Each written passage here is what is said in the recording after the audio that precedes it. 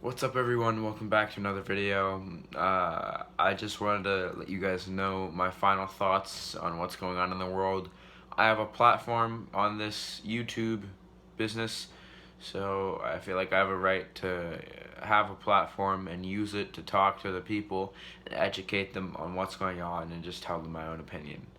Now, with the recent stuff going on, with the protests and everything, people are confusing the protesters with the rioters. Now, I can understand this because the protesters and the rioters sometimes they mix up in a big group.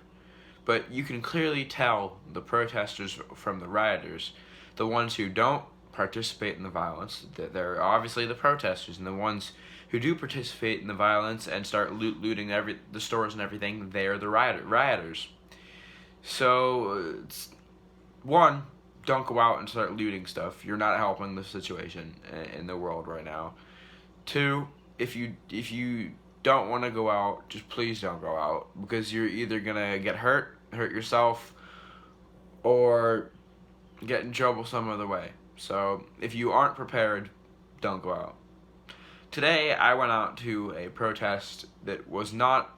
It wasn't really violent except for a couple incidents on Main Street, which was where this was in our town, involving a cop and a lone rioter and a Trump supporter who threatened to run his truck into all of the protesters because there was a small spot in the barricades that the cops did not, barricade.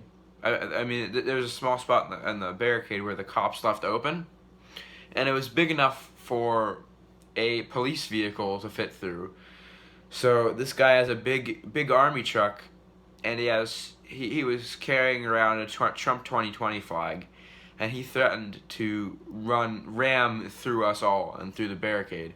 Now this guy, he threatened to do this when we were at the March for Our Lives protest a couple years ago, and that time he was on a motorcycle when he was doing this. But other than that, the whole thing was pretty peaceful. People provided everybody, and I mean everybody, with water and with food. You guys can go check out my video on that. But let me tell you, if if you're just gonna go and complain about how you want all this stuff to end, and you just want to talk and talk and talk about it, but you don't want to raise valid points, then what's your reason to be a part of the movement? It's not a movement anymore. It's literally a revolution. Like, us people who believe in Black Lives Matter or who appreciate black people like I do, it's a revolution.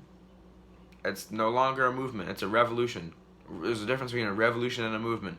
A movement, it's like, oh, there's a bigger, audience. I think a revolution is somewhat kind of secretive, because it's only people in Bloomsburg. It was only the people in Bloomsburg that knew about it, unless people posted it on, Snapchat, Facebook, Instagram, or whatever. Uh, I want to commend my fellow bandmate, Thea Duane. She went out, protested, and she commended me as well. We congratulated each other on everything that was going on, and the whole sorts of everything. And that was nice to hear from her. Glad. I kept looking over her way at the protest, and I was like, it's like, is that her? Is that her? And she's the Trump section leader. If you guys were wondering who I'm talking about, you guys, none of you guys probably know who I'm talking about, but if you guys do, yeah. So she was there. She had a great sign, and it had to do with something with white poll holders, and just white people in general, not listening to the black opinions and the black people's thoughts on everything, because that casts the idea that there's a white privilege, and there's a very big problem in America with white privilege. Anytime that a white person is at a traffic stop, they are not afraid. But every time there's a black person at a traffic stop, they're always afraid. They're looking around. Maybe that's why they carry guns around. You know, I saw a guy at the protest today. He had a pistol in his pocket, an actual gun, and the magazine was like this long. I swear to you, that's how it was. I think in one of the videos I caught him walking by. I think so. I think I'm gonna try and dig that up later just to post that by itself. So this whole thing is, one, it's going out of proportion, and the majority of the people are being stupid and mixing up the rioters and the protesters. The protesters are doing everything peacefully. The rioters are usually separate from the protesters. The rioters and the protesters don't get along. That's all you need to know.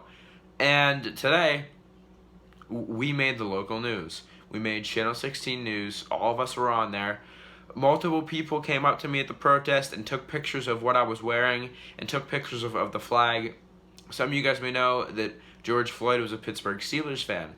That's why I was wearing a Steelers jersey. And why would I have a Steelers jersey? Because I'm a Steelers fan too.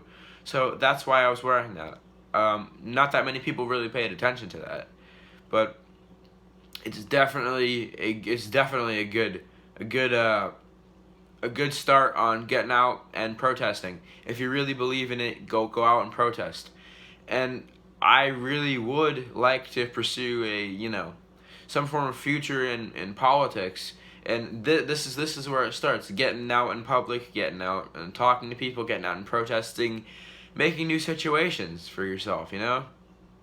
But I really do think that I can have a good future in some form of politics, because I am a good debater.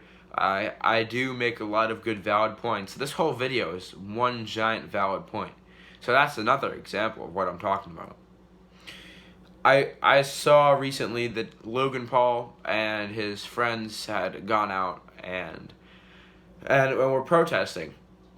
And everyone just thought that this was a move for his vlog. He literally never picked up his vlog camera. He never did anything. He just was there. He was just there.